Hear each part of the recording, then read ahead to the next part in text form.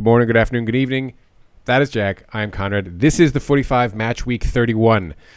We missed a week, and that is because Jack had the wonderful opportunity to work for CBS Sports covering the Elite Eight, Final Four, and the National Championship game here in the United States. Great opportunity to get to talk to some interesting people, do some cool work, and see the behind the scenes of how big-time TV broadcasting works. It was a lot of fun. Congratulations. Thank you, CBS. Congratulations on the opportunity. But unfortunately, I was unable to watch games, so that was the biggest downside. So. That is the problem when you're behind the scenes. Match week 31, 8 match weeks remain. I think there's two things that are certain right now. City are going to win the title. They are 14 points clear. 30. They've played 31. United 14 points behind with a game in hand. And Sheffield United likely to finish bottom of the table, 7 points behind West Bromwich Albion. But everything else in between is kind of up for grabs. You got 5 teams within 8 points of the fourth place European spot.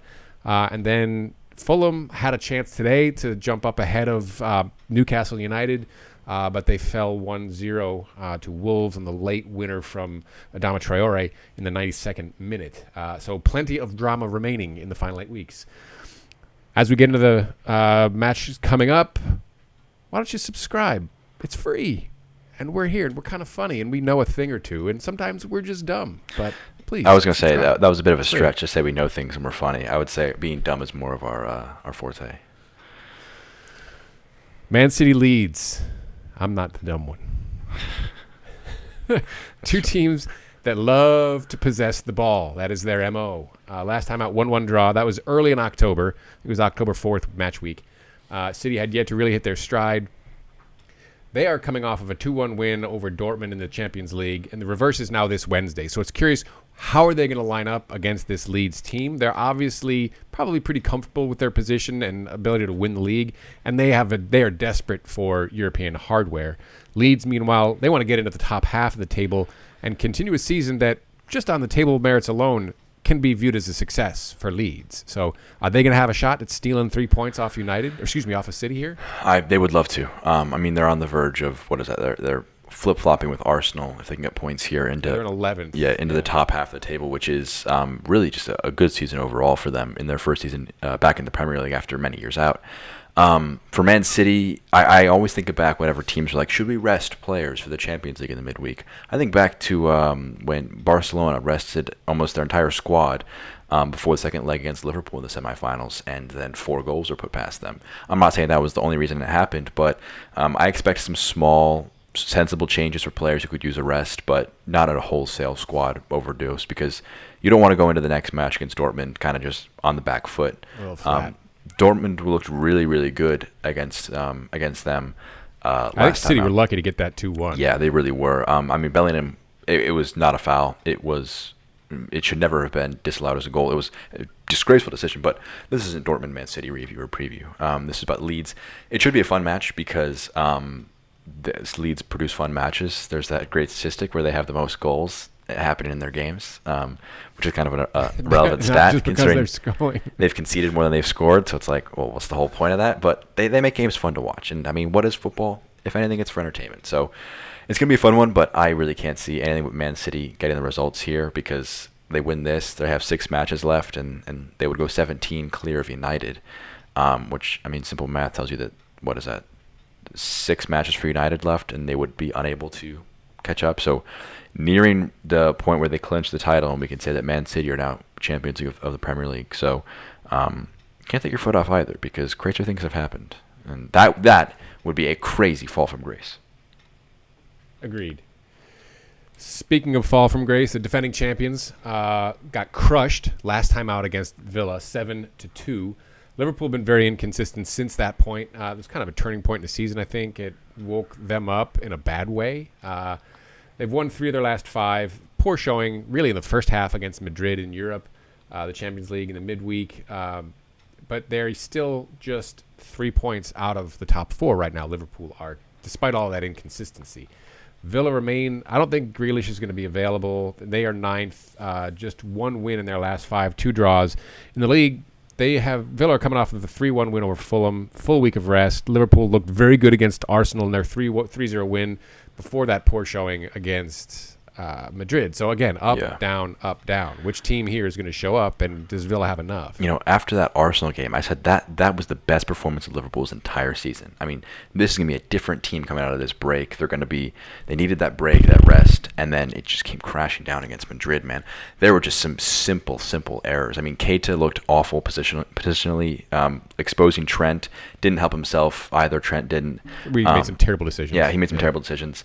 But I mean, Liverpool it was just bad. They'll be just glad they got the away goal, and the tie wasn't over. That's the only positive. But top four isn't out of the cards either. I mean, they're literally 3 points off of fourth right now, after the drop points by Chelsea. So, I mean, they have every reason to go for this, and I hope that they play Keita. I think that he has got a future at Liverpool, but he's got to prove it. If he can stay fit, I think the fitness issue might be past him.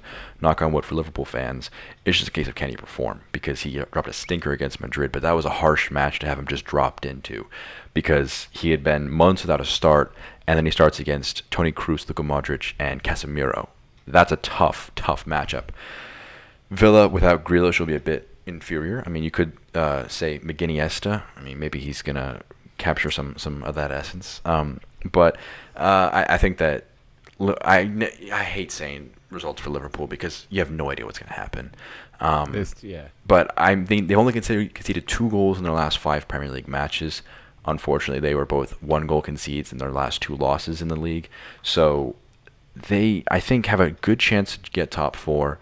I don't think this is going to be I think I'm going to say 2-2 draw. I can't predict a Liverpool win right now. They're too inconsistent, so I'll just pick him in between of a draw and a win. So a good result for Villa. Yeah, I don't disagree there. I think Liverpool, their inconsistency doesn't allow you to have any conviction behind anything you would say about them, and Villa just are not the same team without Grealish. So I could see Liverpool pulling out a 2-1 here, but it's not going to be a very did score 3 against Fulham though game. Without Grealish. So that's true, but and Fulham aren't bad. No.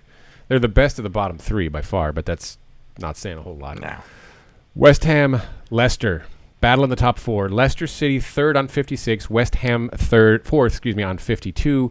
Both winners 2 of the last 5 with a draw each. Hammers coming off the 3-2 win over Wolves. Leicester losing 2-0 against league leaders Man City. No Mikel Antonio, no Declan Rice for David Moyes. We've talked about how vital that Rice pairing with Thomas Suchek has been to West Ham's performance.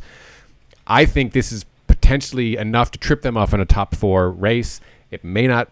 But I think Leicester they're inconsistent, but they are getting James Maddison back, which is going to be huge from a creativity perspective, not just from the free kicks and what he does, but also what he does in open play. Yeah. I think Leicester are going to take this. Yeah. They have to. I think this is a huge opportunity for Leicester to potentially knock off one of your rivals, because until they're guaranteed Champions League places, everyone's going to harken back to last year when you were so far clear of Man United and you threw it away. So they are a lot of teams that are eager to get into the Champions League, because, I mean, Spurs, Chelsea, West Ham, Liverpool, all as things stand, one of those is going to miss out. So they, I think, need these points more than West Ham do, because I think West Ham are kind of just like, oh, we're here, cool. I think they take Europa League. Leicester, Europa League would be devastating for them, because it'd be just a plateau. You did not improve off of last season. And so I think that they will take the points. I think the loss of Antonio and Rice is going to be huge. And Rice throughout the rest of the season, as it looks like, is just going to be devastating for them. I think that they're the most vulnerable of the top 4 chasers now, even though they are in the pole position for 4th place. So I think Leicester, it's their match to lose almost in my eyes. So they really need those points in order to really kind of push away another opponent and keep yourselves with 8 matches left. They're not ruled out. They're only 7 clear of Liverpool. So they have a lot of chasers, and if they're able to just get a few more positive results, they're able to dissuade those questions. Spurs too, right there, level on points, ahead on goal difference, and then Everton just 2 points behind. And they have a game in hand as well. Tight. Yeah. Spurs, Man United. So last time these two met, Spurs destroyed United 6-1. Yeah, this is a throwback to 1-0. Yeah, this is a fascinating game week where it was United lost 6-1 to Spurs, and all Liverpool fans were saying, "Ha, you guys lost to Spurs by 5," and then they lost to Villa by 5. It was an amazing game week. And since then, there's been kind of a reversal of fortune, right? Spurs were still on the ascendancy at that point, and United were the bottom half of the table, and obviously they've kind of flip-flopped since then. Spurs drifted out of first, currently sit sixth, 3 points out of the European spots, as we've talked about. United second, 14 points behind crosstown rival City, 4 clear of Leicester. We know what happens when we talk about United playing another Big Six opponent. Nothing that I say... You tend to be a little bit more accurate because you don't expect anything from United, so I am not going to say anything. Mourinho does need a performance here. They lost to Dinamo Zagreb a couple of weeks ago in the Europa League to flame out there. They need to get into the Champions League spots. This is their only shot is in the league now. They get the Dinamo Zagreb 3-0, then the 2-0 win over Villa, and the 2-2 draw to Newcastle, which was not good for them. Up, down, up, down, up, down. Much like Liverpool we just talked about, they're a bit of a yo-yo right now, so... Which team shows up to play United? I think one thing I have to say in Solskjaer's credit is he's matured a bit. And I think his ability to... His sides have been playing better overall this year in terms of their big match performances. So that's just a credit to him. I mean, they beat Liverpool in the FA Cup. They beat City. Was it in the league? I forget if it was in the league or not. But I think that Spurs need this much more than Man United do because... They are facing stiff competition between Everton, Liverpool, Chelsea, and West Ham, because they really Villa need. In that mix? No. Probably not Villa. I think Villa are just a bit too far out, especially if they can't beat Liverpool. If they beat Liverpool, I think they re-enter that discussion, but probably a bit too late for them. I really have no idea what to expect. I think that Rashford has been playing through injury. I mean, that guy plays through injury so often that I think his career's going to be done by 28. The dude just is a machine for playing through it, but it's just going to shred his ankles and everything about it. Martial out is a big loss, even though he hasn't scored much this year. And Luke Shaw, if they can't have him, Telles has been a decent replacement, but Shaw's been probably best left back in the league this year. So those are big misses if they don't have him. Doherty and Davies are also kind of bad misses at both fullback positions for Spurs. So I think I'm going to give them the slight edge. 2-1, I think, is what I see in this one. And that'd be a huge result for Spurs. Yeah, I think they're going to have, between Kane, Son, who knows what's going to happen with Bale. But too much, I think, I think it's going to be the midfield. Whatever it comes down to, that's where it'll be won or lost. But I agree with you on the Spurs probably taking this, which means United are going to win. So... Sheffield United and Arsenal. Arsenal need a win. Sheffield United just looking for some hope. United have lost 3 in a row. Arsenal coming off the bad loss we talked about to Liverpool and the draw in Europe against Slavia Prague at home. United have never lost against Arsenal at home. They've only played 4 times, 2 wins, 2 draws. Is that enough hope for Sheffield United here? I don't know. I mean, they're 15 off of Newcastle United in 17th. 8 matches left. Even if you won all 8, there's a solid chance that they wouldn't escape. I think that they've consigned themselves to relegation. Fans, manager, owner, players. Just play for your pride, play for the badge.